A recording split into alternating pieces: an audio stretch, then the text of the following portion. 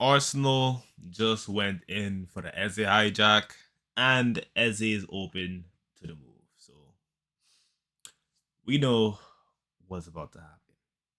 Like the video. As you know, we're aiming for 300 likes. We already smashed our 100 like goal. So now we're aiming for 300 likes. Appreciate everyone who's been supporting so far. I appreciate everyone who's been helping us subscribe on the way to 1,000 subscribers, on the way to getting monetized. Make sure you guys subscribe. Make sure you guys follow me on all platforms that you see the icon for here. Support the cause. All links are in the description. Join the communities. I'm gonna call this summer the summer of the food chain. Because with this as a hijack, it just proves again that if you're not too familiar with the Premier League food chain, this summer is going to make sure you get really familiar with it. A lot of these transfer moves has been showing how huge the Premier League's big top 6 clubs are, from their dominance and their appeal over other European giants, from Bayern Munich getting denied for their approaches in hijacking some of Chelsea's top targets, to Arsenal winning Victor Gyökeres over Man United, to Arsenal beating Spurs, to Eze's signature.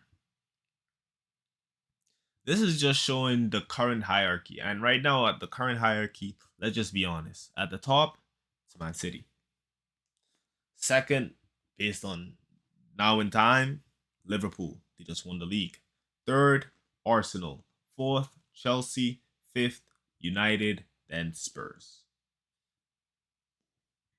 That's a hierarchy. With this transfer bombshell, this just shows that Arsenal always had the money. It was never about the money. It was just about a reason to go get Eze. And this just shows a disconnect from the Arsenal higher ups, the Cronkies, and the fan base. The fan base always believed that to get Eze was to fully complete this squad, to get a competent elite left winger, whether it's Eze, whether it's Rodrigo. And now, once Arsenal gets Eze above the line, I have them as title favorites, like I said in the last video. I have Arsenal as title favorites if they get Eze, and even if Liverpool get Isak, I still have Arsenal as title favorites because when Liverpool go and get Isak now, yes, they have their Tenon Wirtz, they have their right winger, but they don't have that left winger they could really depend on. Yes, Ekatike could do a job there, but he's not a left winger.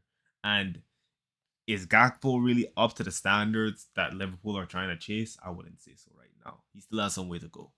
So I would say, in terms of where the players are in their career, Eze in his prime, Gyökeres in his prime, Saka, he doesn't need to be in his prime. He just needs to give like a regular Saka season. Odegaard, about to enter his prime. They have everything that's needed in their squad to go and win it this season. And if they don't win it this season, then I don't know when Arsenal's going to win it.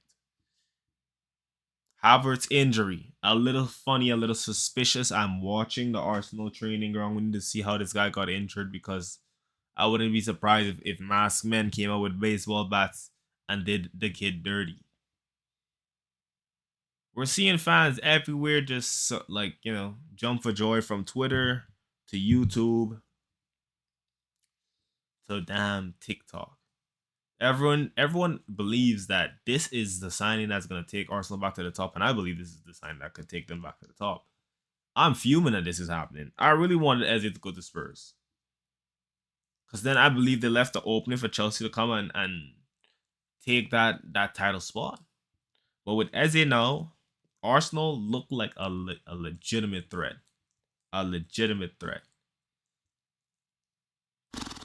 that I do not want to face. The best defense in the league, now one of the best attacks in the league once you get this across the line. Yes, the midfield is a little shaky, but they don't need it to be perfect if you have one of the best defenses and one of the best attacks in the league. You don't need the midfield to be super amazing. we're gonna see how this goes, man. I don't know if Chelsea could keep up with that. We got to get Javi Simmons across the line if we want to be able to keep up with these super teams, bro. This Man City super team, this Arsenal super team, this Liverpool super team. How is Chelsea gonna keep up with these super teams unless we get Javi Simmons over the line?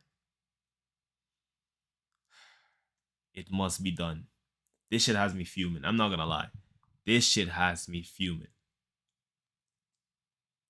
I think once they get Eze across the line, they don't need to go in for any more depth because they have the depth in Nanweri, the Max Daumans.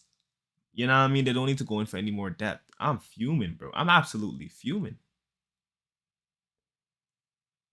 You know, and then when it comes to the tactical fit, he can play as backup for Odegaard. He can play as an 8, he can play as a 10, he can also play as a left winger. I believe him going on a left wing would like an inside left forward would make a lot of sense. It would make a lot of sense.